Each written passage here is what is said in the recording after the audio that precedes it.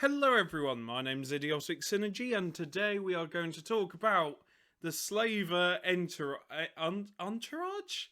My apologies if I butchered that name, but we are going to talk about this because I love the models. Look at this fat man with no belly button, or is that a belly button? I can't tell and I love him. I love this. You can use them in game. And they've got some really fun abilities. Basically, someone brought this to my attention after my Harvest Lord video, and I love them. I love them to bits. They are my favourite. They are just, look how fat he is. He's like me after a takeaway. He's so fat. I love him. Oh dear. Also, hang on. He's got nipple rings. Why? Why does he have nipple rings? he's got nipple rings. In the grim darkness of the far future, there is only nipple rings. Oh dear. Why does he have nipple rings? Oh dear. I love these models to bits. I love them. They're so cool. I mean, look at them. Why wouldn't you want to bring them? They're so fucking cool. I like this guy here. This guy is just... fucking... I love the banner. The banner is so cool. I like the two fighters as well. Is there any more? No, it's just them four, sadly. But, I say sadly, but seriously, look at them. They're an absolute unit. Just... nipple rings. That caught me off guard. Also, he's got like a fur coat on. Cause course he has. I mean, look at that stance. That says... he reminds me of the penguin. It's weird to say, but he does remind me slightly of the penguin from Batman. And I fucking love it. I love it. Also, it looks like there is where he dug his hand into his flesh. That is horrifying. That is genuinely horrifying. Like, you see the two little dimples there. It looks like he's clawed himself. Also, his head looks really fucked up and I love it. I love these models. Also, I think it's a bit rich that he's wearing the Imperial Eagle near his gunt. It's such a cool model. Such a cool model, though it's really disturbing. To be fair, this is how I imagine, oh god, what's his name? The pilot from the Conrad Kurz book, the guy that found Conrad Kurz, the fat captain. That's how I imagined he looked. He looked like from the Primarch book. You know, when they're flying over and they found a stasis chamber and inside was Conrad Kurz. Which they then opened up because it's pay dirt, boys! It's pay dirt! Woo! Anyway, sorry. I just can't get over the nipple rings. The nipple rings are what makes this model. Look how grotesque he is. He's my favourite. He's just a fat, happy boy. I'm now in a good mood thanks to this model. I said that's a coat. It's not a coat. It's just him wearing fur. No, the other one. This model is my favourite model, and I want one. I want this model. It's such a cool model. Though, to be fair, the price, 50 quid for 4 models. Granted, these 4 models are quite cool, but you are paying almost 50 quid for them. That's a lot of money, but regardless, they are really nice models. I like this guy here with the chains. Like, it's just really cool, and I assume they're like bodyguards. And he's standing... what is he standing on? I can't tell. He's standing on something. But I generally like these models. They're really cool. And they've got some really interesting rules. So, let's get into them, shall we? Really cool head options. I like this guy here. Oh my god, his face. I thought that was like a strand of hair. That isn't. That's a genuine scar. His head has nearly come off. Christ, that's really cool. It's like a giant gash in the side of his head. Oh, he's cool. This is really cool. I love it. I love it to bits. And I want to know what he's standing on. It seems like fuck me, when one eye lens isn't enough, 2 eye lenses. And also, this guy's got some wacky implants. They're pit fighters, and it shows. Oh, that's Jesus. Yeah, he's holding someone's head there. Nice kill. Anyway, rules. Yes, let's not get distracted by the big men. And yeah, that's it really. Rules. We all like the rules. Let's go and see them. So, the rules. For the Slaver Entourage, there's a lot here. There is an awful lot. Basically, their stats, they're alright. I mean, granted, they're not anything to write home about, but they're alright. They're average. Chainlord, movement 4, ballistic skill 3, not ballistic skill 3, weapon skill 3, ballistic skill 6, toughness and strength 4, wounds 2, initiative 4, attacks 2, leadership 7, cool check 6, willpower 7, intelligence 9. The Shackle Man, the guy with all the shackles. Movement 4, weapon skill 4, ballistic skill 5, strength 3, toughness 3, wounds 2, initiative 4, attacks 1. Only 1 attack for the man with all the handcuffs and whatever, and all the shackles that he has. That's quite weird. Anyway, leadership 8, cool check 7, willpower 7, intelligence 8, and the 2 pit fighters. They have a movement of 5, which is slightly better. Weapon skill 4, ballistic skill 6, strength and toughness 3, wounds 1, initiative 4, attacks 2, leadership 8, cool check 7, willpower 8, and intelligence 10. And all these rules, my god, there's a lot to get through. And also, they don't even tell you, they don't even give you the stats for the weapons. Why? I don't, just give us, like, a stat card. It isn't that hard, but regardless, they have got special rules. Basically, Slaver Entourage special rules. This one, Promising Fighter, is probably one of the meanest rules I've seen in quite some time. Basically, during the wrap-up stage of a post-battle sequence, roll 1d6 for one randomly determined fighter that the Slaver Entourage fought for that took out an enemy fighter out of action with either a close combat attack or a coup de grace. If you roll a 1 on the fighter that performed a coup de grace or a close combat attack, the Chainlord is impressed with what has been seen and claims that fighter for a career in the fighting pits. Now, what does that mean? Your fighter basically fucks off with all their weapons and war gear immediately deleted. That's right. This guy will kidnap one of your fighters for permanently.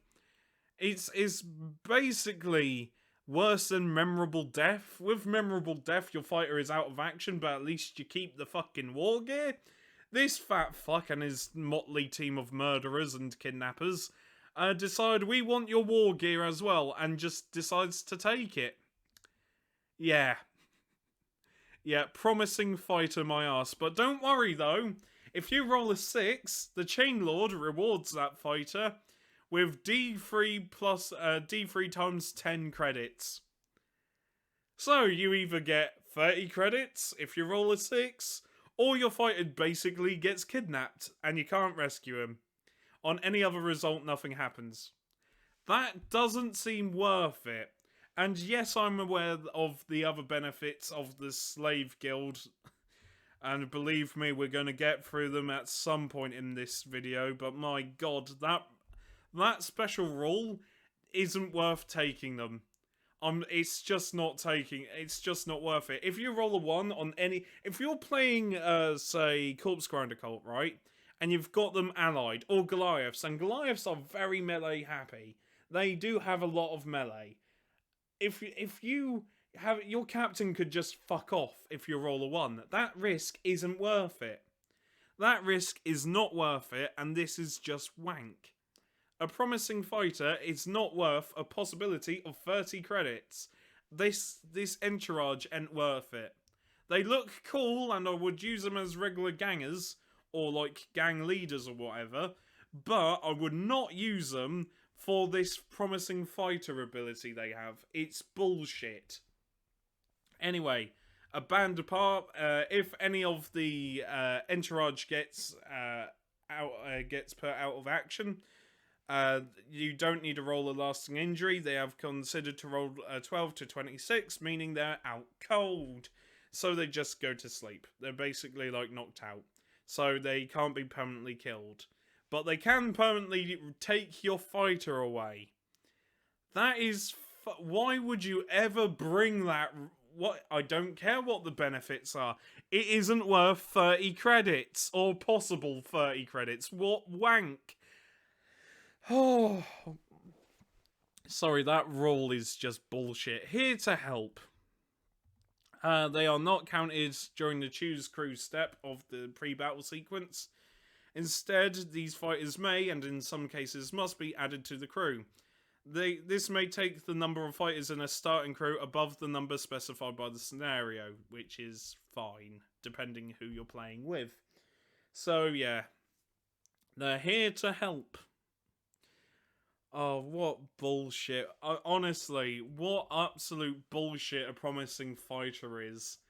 I don't care what the other rules they have are. I don't care if they've got like some god tier rule. It isn't worth bringing them. Rolling a 1 on any of your fighters means they're just out of action and just permanently dead and you don't even get their war gear. What horseshit. What horseshit is that? But anyway, Chainlord special rules. Fighters within 12 inches of this fat fuck will automatically pass their bottle tests if the Chainlord passed their own bottle test, which is quite good. Group activation. They get to activate friendly slave entourage fighters equal to the number shown in brackets within 3 inches of part of a group activation. Awesome, so they're like a captain. Very nice. Bodyguard. If the Chainlord is hit by a ranged attack, the controlling player may choose to transfer the hit and all of its effects onto a pit fighter within 2 inches of the Chainlord. Wow, cool. Indentured fighters. Indentured fighters. If both the Chainlord and the Shackleman are... why is he called... I understand, right? He's a man covered in shackles. But Shackleman... it doesn't sound threatening. Ooh, beware, children, of the Shackleman. Fear this fat blob and his shackles. Ooh, he's rattling at you. It's... oh, fucking hell. Basically, if the Chainlord and Shackleman... oh, it sounds like such a shit rapper. Are removed from play for any reason, without guidance, they will behave as if the crew they are part of has failed a bottle test, so they will try and run away. Great. Shackleman special rules. If they pass a bottle test, any fighter within 6 inches passes the bottle test. They can also do a group activation of one other person. And yeah, that's it. What bullshit. They're really cool models as well. Why do they have such shit rules? Oh dear. Oh dear, it's a shame. It really is. So, the equipment. The Chainlord is armed with either a chain glaive or a shock whip and chain axe. Give them the shock whip and chain axe. The reason? Because they get an extra attack. That's it. Honestly, having more attacks is worth it. And if you have 2 weapons, it counts as 1 more extra attack. So give them the shock whip and the chain axe. And it's equipped with the light carapace armor, meaning it's a 4-up save, a bio booster, and a stim slug stash. Very nice. The Shackleman. The Shackleman is equipped with a shock staff. Cool. It's the same as an Enforcer's. Okay, honestly, the shock staff is kind of a shit weapon. And a harpoon launcher. Awesome. Sorry, I don't have a lot to say here because the harpoon launcher is very situational. It is only good if you manage to fire it at someone and they're on a bridge or like on a high place to try and get them off. Try and get no. Try and get them off and ooh woo. He tries and wanks off. Oh dear, it's a fleshlight launcher. God. Anyway, the harpoon launcher and he's equipped with a flak armor and a cult icon. Very nice. A pit fighter is armed with a chain glaive. Both pit fighters are equipped with flak armor and a stim slug stash. Nice. Cool. That's very nice. I just honestly, they're not worth bringing. The equipment, the harpoon launcher is very situational. They're not worth bringing. They're really not. I mean, usually now I'll go through the equipment, but even so, the equipment, it's not worth going through. I mean, sure, the chain axe and shock whip might help, but they're hitting on 4s. They are well, apart from the chain lord who's hitting on 3s, they're hitting on 4s. And they're not worth bringing, because if you fuck up, then one of your fighters can just be deleted. It isn't worth bringing. They're not worth bringing, and despite that, they're part of the Slave Guild, which we've got to go through. And I can't believe the Slave Guild. No, that's the Necro Lords. We'll go through them one day. This is the Slave Guild. They're allies of House Goliath. Law-abiding. Yep, you've heard me correctly. The chain axe-wielding maniacs are law-abiding allies. Yep, law-abiding. They commit slavery, but they're law-abiding. A strong alliance. When you first fail, you as a House Goliath. You automatically pass a test the alliance test, which is this. It's really not worth it. This entire fucking guild isn't worth it. I don't like the Slaver Guild. They're not great. And the fact they can just delete one of your fighters if you roll badly once, they can fuck off. But testing the alliance, disquiet. The ally is not happy with the gang's actions, but continues to end their end of the alliance. You automatically pass, and they get to be with the gang. But a warning: you get drawbacks, and usually the drawbacks aren't worth bringing a guild in. Anyway, weapon training. One fighter, the chosen fighter, gets 1 extra skill. Ooh. Sorry. I really don't like the Slavers Guild. They're not worth it. They really aren't. They are. I think they might be one of the worst gangs ever. Worst guilds ever. I know a few other guilds get a lot of stick, but I think the Slavers Guild is pretty bad. And the fact they can just delete one of your fighters at will, it's never worth bringing them. It's never worth bringing them. They're too much hassle. Also, roll a d6 and add the gang's reputation. If the gang is 10 or below, the Slaver Entourage helps on the battlefield. If it's 11 or above, the guilders decide the gang can cope alone. Usually, about not even halfway through, quarter of the way through the game, your reputation is either at a 7 or a 6, depending how well you do, or how badly you do. So you might never get to use this entourage ever during a campaign. Maybe unless you're playing right at the start and then you try. It's not worth it. It's not worth it. Drawbacks. Slavers for the pit. If the gang has any captive fighters or captured fighters, they must be immediately given to the Slave Guild. Anything else, they have to do a test the alliance test, Or if they ransom off a fighter, the alliance is immediately broken. What? Is there any benefits from just giving them to the slave guild? I don't think so. Is this guild seems really shit. If I'm being totally honest with you, this guild seems like the worst fucking guild in the game. Why would anybody... Right, we're going to have a quick look at Narco Lords. Criminal allies, they're distrustful of law-abiding gangs. If you use chems, the rarity is reduced by 2. That's quite good. Narco scum. Wow. That's really good. They can add D3 plus 2 hive scum hired guns. What the fuck? That's really good. Sorry. That's right. We've got to see if they've got any models for Narco Lords next.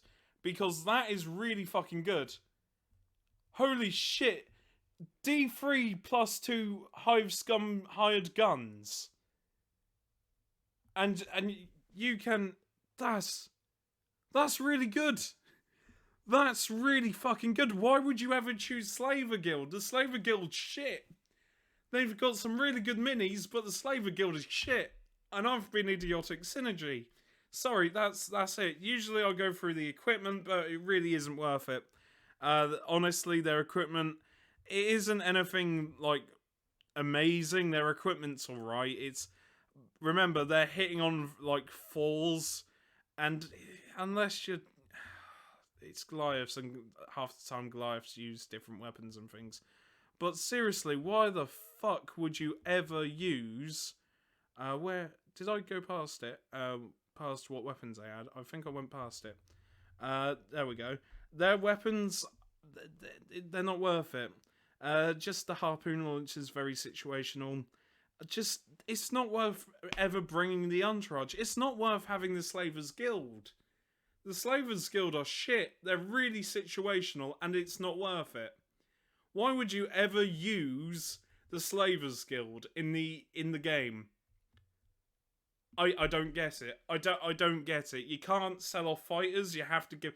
There is no point to the Slavers Guild. I don't like them. I think they are the worst guild in the game. Though, obviously, we're going to check other guilds and see if that maintains the case, because I don't know a whole lot about guilds. I haven't ever used them myself, but I've been idiotic synergy, and Slave Guild can suck my balls. I fucking hate the Slave Guild. It's terrible. The minis look cool, but the Slave Guild's shit, and the Slave Entourage is bullshit. I've been idiotic synergy. I'll see you later. Take care, everyone, and stay safe.